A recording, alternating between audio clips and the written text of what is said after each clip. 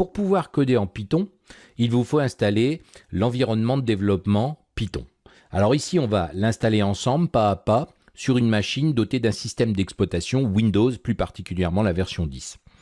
Alors, vous pouvez très bien suivre ce cours sous un système d'exploitation macOS ou Linux sans aucun souci. Je vais d'ailleurs vous montrer comment installer l'environnement Python sur ces derniers dans les prochaines sessions. Mais là, je vous encourage à regarder cette vidéo parce que si vous êtes un utilisateur averti de Mac ou de Linux, je pense que vous seriez déjà à l'aise avec l'installation sans que je vous la montre. Mais au cas où, je vais quand même vous la montrer et voir un petit peu les subtilités qu'il y a ici. Alors, la première chose qu'on va faire sous Windows, c'est lancer notre navigateur Internet. On va évidemment maintenant aller sur le site de Python, qui est très simple à retenir, c'est python.org, comme vous pouvez le voir. Vous arrivez sur cette jolie page, et là, on n'aura plus qu'à télécharger l'environnement de développement Python. Donc, je vais cliquer ici sur Download. Avant toute chose, vous pouvez voir que ça me propose automatiquement de télécharger la version pour Windows 3.7.3. On peut voir d'ailleurs que Python est limité maintenant à la version 3.5 si vous utilisez encore Windows XP. Bon, rares sont les gens qui utilisent encore Windows XP et notamment dans le développement. Mais en tout cas, il faut savoir que vous pouvez faire tourner une version 3.5, voilà, mais pas supérieure. Alors, on va donc aller et on va cliquer volontairement ici sur Download. Et là, on peut voir que j'ai la possibilité de télécharger la version 3.7.3. Alors, si vous cherchez une version compatible avec votre système d'exploitation Linux ou Mac, vous pouvez voir que vous pouvez les trouver ici. Il en existe même d'autres. Ensuite, je vous parle de Python 3. Évidemment, ici, je vous encourage à prendre la même version que moi ou une supérieure si entre-temps elles existent. C'est très possible qu'on ait à 3.8, 3.9. Mais en tout cas, une version 3 obligatoirement parce que ce cours va porter sur Python 3. Vous pouvez voir qu'il y a encore ici des versions disponibles en Python 2.7. 2.7, c'était la dernière version, je dirais, de Python 2. Pourquoi elle est encore disponible? Parce que beaucoup de gens l'utilisent encore. Alors, il n'y a pas grand intérêt si vous apprenez, vaut mieux apprendre Python 3. Il y a des petites différences. Il faut savoir que vous ne pourrez pas exécuter un programme qui a été codé pour Python 2 sous Python 3 sans observer quelques petites erreurs. Donc, il faudra modifier un peu le code Python 2 pour qu'il soit exécutable, interprétable sous Python 3. Rassurez-vous, je reviendrai un peu plus tard dans le cours sur cette petite différence, mais pour le moment, on ne va pas s'en occuper parce que ce qui nous intéresse, c'est Python 3. Alors, vous pouvez voir que je peux télécharger ici la version 3.7.3. Je vais cliquer ici. Je pourrais la récupérer directement en faisant sur Download, mais je vais cliquer ici.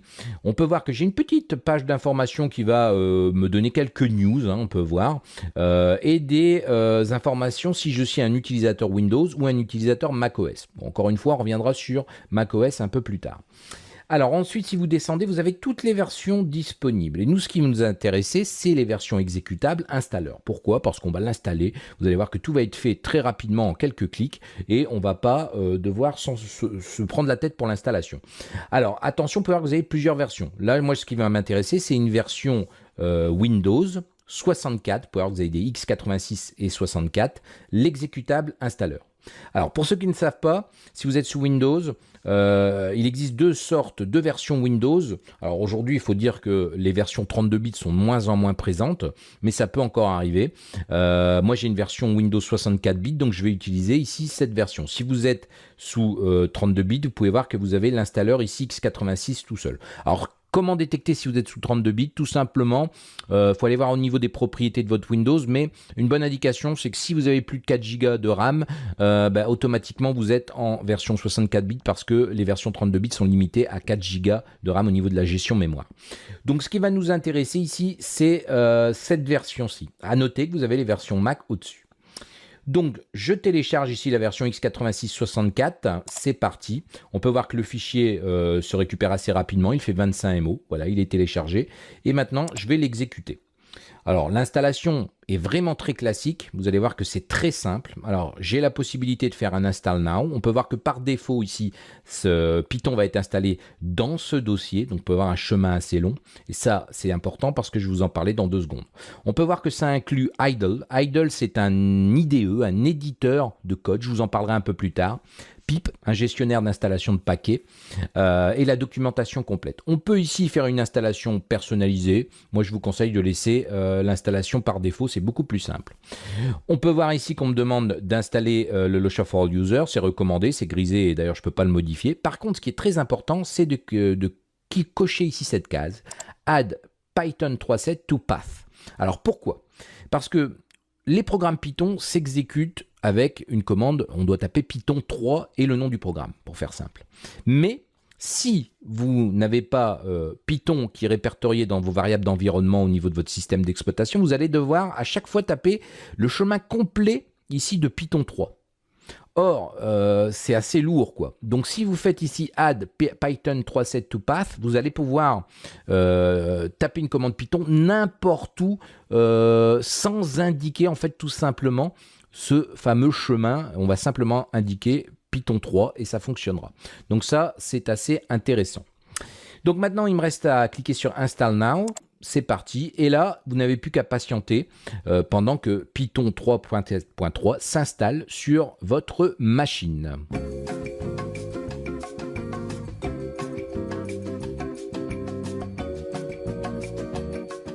Voilà, on peut voir que l'installation est terminée. Alors, vous avez la possibilité ici de cliquer sur Disable Path Length Limit.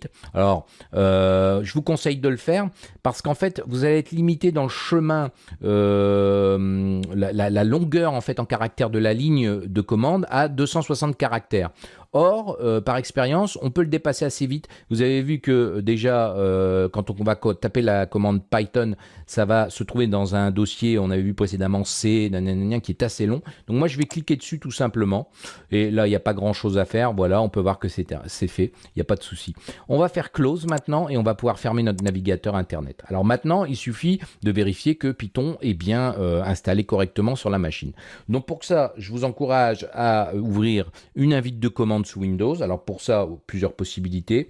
Vous faites Windows X, ce qui vous permettra ici d'ouvrir le petit menu. On va faire exécuter et dans ici la petite commande exécutée, la petite fenêtre exécutée, on va taper CMD pour avoir une invite de commande tout simplement. Donc on peut voir que j'ai mon invite de commande ici qui s'est ouvert et pour tester si Python est bien sur la machine et fonctionne correctement, on va taper Python. Et là on peut voir que j'ai bien Python 3.7.3 avec pour le moment des choses qui ne vous parlent pas, mais qui fonctionnent. Alors pour quitter cette console, soit vous cliquez ici, soit vous tapez Quitte avec ici deux parenthèses, ce qui va vous permettre de quitter l'interpréteur Python, comme vous pouvez le voir, et là de retourner en mode commande tout à fait classique sous Windows. Voilà pour l'installation de Python. Vous avez installé Python 3 sur votre machine. Vous pouvez voir que c'est relativement simple. Maintenant, on va pouvoir commencer à entrer dans les choses sérieuses et taper du code. On a installé l'environnement Python sous une machine dotée d'un système d'exploitation Windows. Alors pour les versions Linux, les systèmes d'exploitation Linux, évidemment il y a beaucoup de distributions. Mais dans la plupart, Python est installé nativement par défaut. Tout simplement parce que Linux, les distributions de Linux s'appuient sur du code Python. Donc tout simplement ici l'environnement est déjà installé. Alors au cas où il ne l'est pas ou vous voulez le mettre à jour, il suffit tout simplement de faire un clic droit et d'ouvrir un terminal.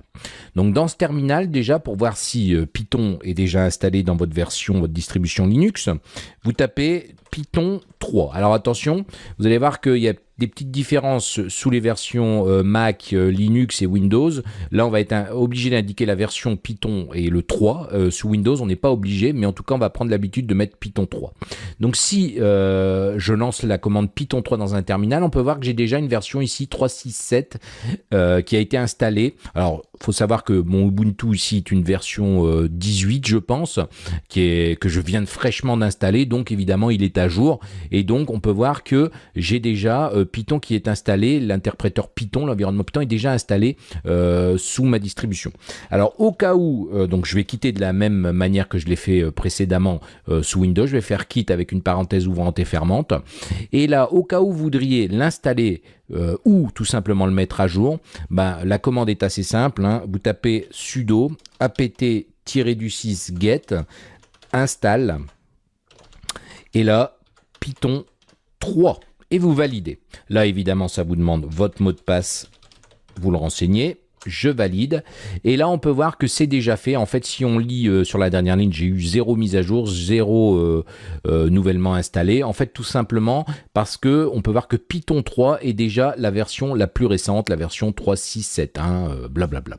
Donc, vous pouvez voir que sous les environnements Linux, en fonction de votre distribution, soit ce sera installé, mais dans la plupart des cas, ça va être installé. Parce qu'encore une fois, Python, le code Python est utilisé par les distributions Linux. Donc voilà pour ce qu'il y a à dire pour l'installation. En tout cas pour les heureux utilisateurs de Linux, les Linuxiens, vous n'aurez pas vraiment grand chose à faire hormis peut-être une mise à jour de Python 3.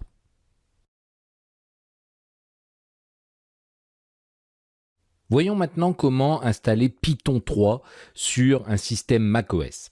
Alors, je suis ici sur une version de macOS Sierra et par défaut, comme sous Linux, vous allez voir que Python est déjà installé. Par contre, ça ne va pas être tout à fait la même version. Donc, si on ouvre ici un terminal et qu'on tape tout simplement la commande Python 3, on peut voir que ça ne fonctionne pas. Alors, c'est assez paradoxal parce que je vous ai dit précédemment qu'il fallait taper Python 3 sous Linux, mais évidemment, sur Mac, on va taper Python. Et là, vous pouvez voir que j'ai bien un Python d'installer qui est Python 2.7. Or, moi, ce qui m'intéresse maintenant, c'est d'installer la dernière version de Python. Donc, pour ce faire, je vais lancer le navigateur Safari. J'arrive sur la page python.org, de la même manière que vous l'avez fait précédemment. J'ai renseigné évidemment cette URL dans mon navigateur et je vais aller dans Download. Et là, on peut voir que j'ai ici la possibilité d'installer Python 3.7.3. Alors, on peut voir ici, alors on va tenter l'installation, on va directement télécharger ici Python 3.7 et on peut voir que j'ai ici mon fichier qui est bien ici dans les téléchargements. Donc je vais tout de suite l'exécuter et évidemment on va avoir une installation tout à fait classique, similaire à celle de Windows. Donc on va faire continuer, la licence on va faire continuer, on va accepter les termes de la licence évidemment, et là on me demande où l'installer. Donc là je vais l'installer sur mon disque dur ici physique, j'en ai qu'un dedans, je vais continuer, on peut voir que ça va occuper 107 MO, et je vais laisser tout par défaut, je vais lancer l'installation. Alors évidemment ça va me demander le mot de passe administrateur, je le renseigne et j'installe le logiciel. Donc on peut voir que Python est en train de s'installer comme on l'avait fait avec la version Windows. Donc je vais pouvoir même quitter maintenant Safari, j'en aurai plus besoin et on va laisser tranquillement s'installer Python.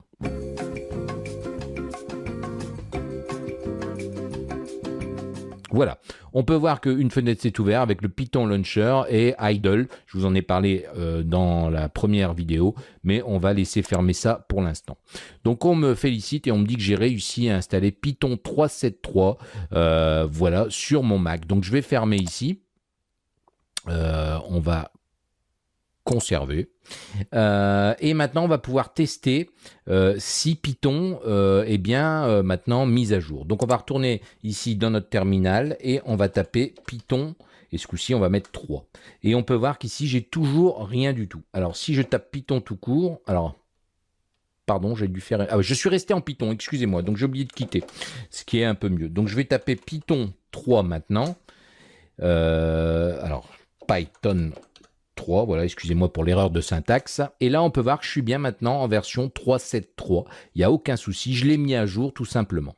Donc voilà comment mettre à jour Python 3 sur votre macOS. Vous pouvez voir que par défaut, selon la version de macOS que vous avez, vous aurez certainement Python 2.7 qui est déjà installé. Et si vous voulez mettre à jour, et ce que je vous conseille vraiment, c'est de travailler avec Python 3 parce que sinon, vous allez voir que même quand vous allez apprendre et taper quelques lignes de code, vous allez avoir des petites erreurs de syntaxe parce qu'il y a des petites différences entre Python 2.x et Python 3.x. Voilà, maintenant vous avez installé l'environnement Python, vous allez pouvoir coder maintenant grâce à l'interpréteur Python 3.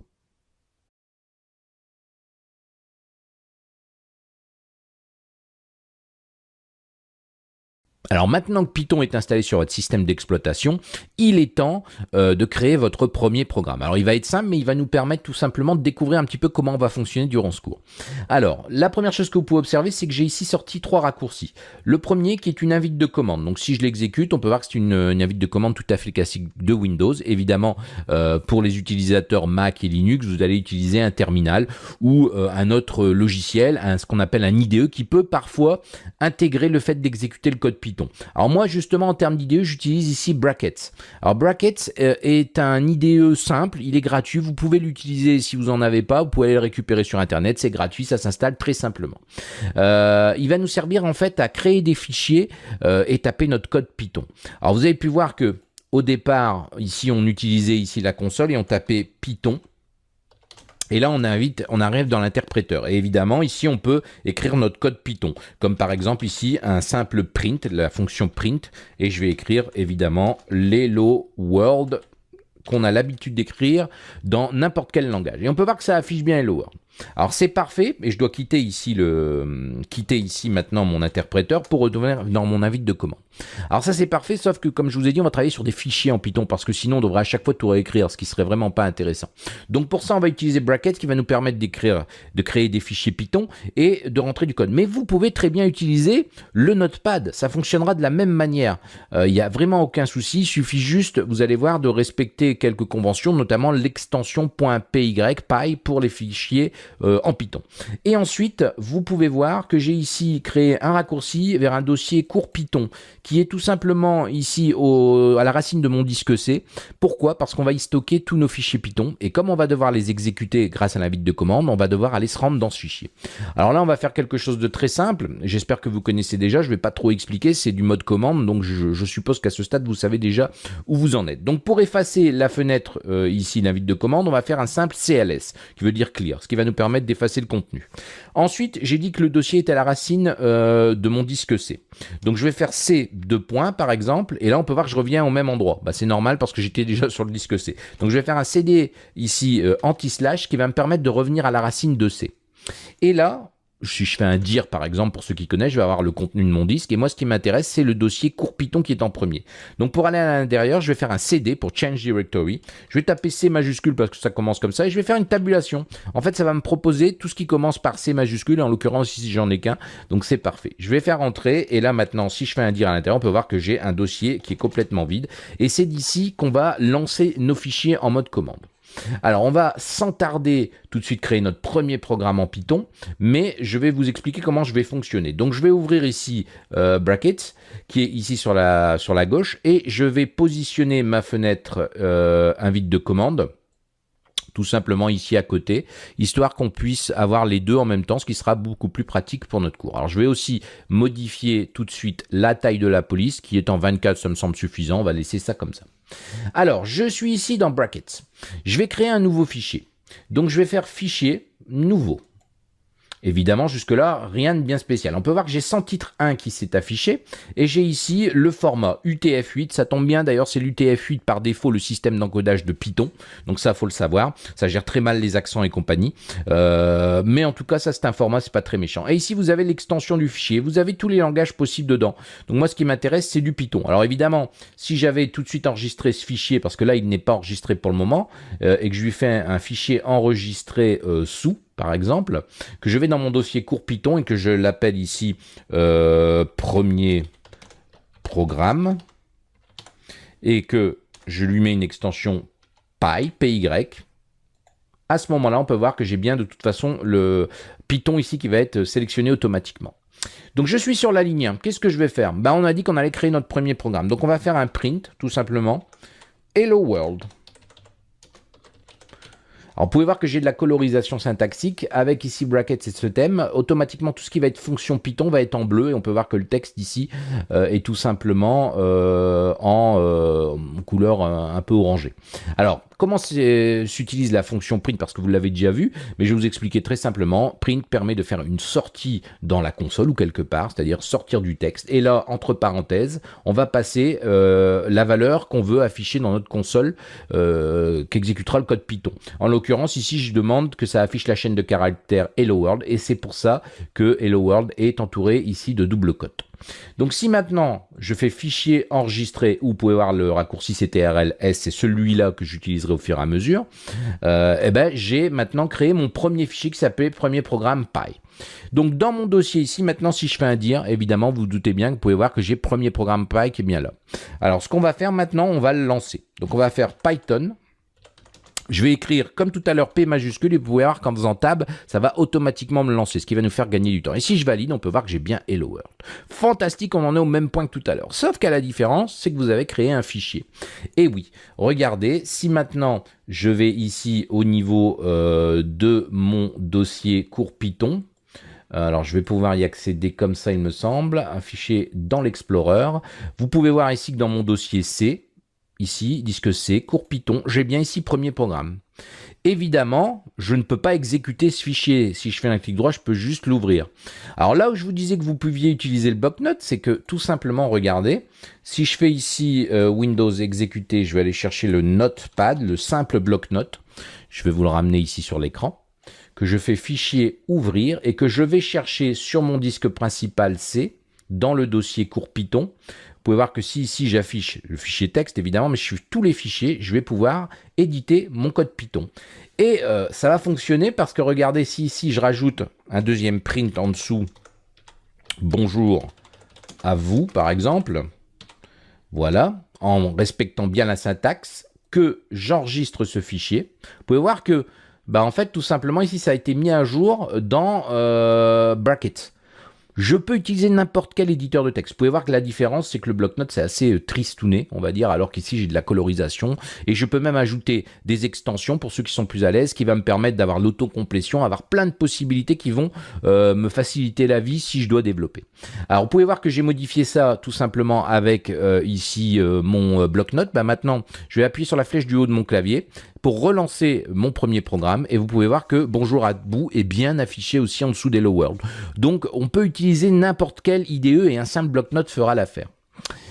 Alors vous pouvez voir aussi que on va prendre l'habitude d'écrire Python et le nom du fichier derrière, mais vous pouvez très bien, sous Windows en tout cas, taper directement le nom du fichier, ça fonctionnera aussi.